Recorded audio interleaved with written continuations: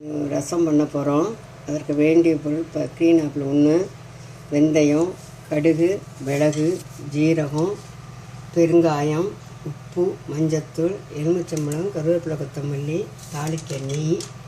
ஆப்பிளை பொடியாக நறுக்கி இது வேக வச்சு எடுத்து வச்சுக்கணும்.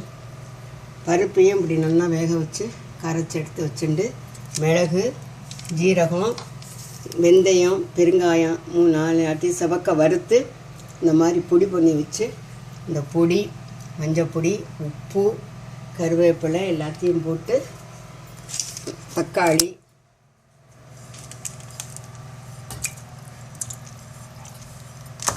உப்பு, மஞ்சப்பொடி மட்டும் போட்டு நல்லா கொதிக்க விடணும்.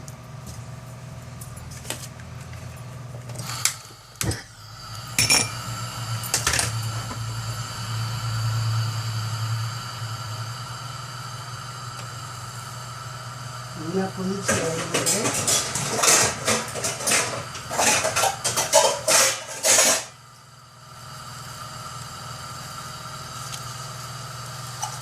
ஆப்பிள் வேக வச்ச ஆப்பிள்,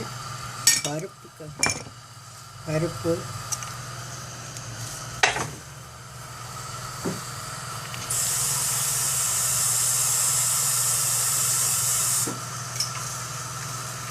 இன்னும் இப்படி பிசைஞ்சு கரைச்சிண்டு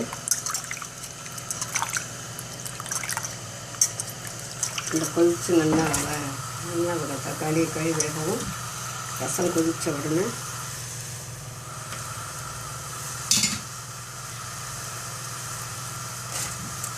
நல்லா கொதித்து வற்றினதும்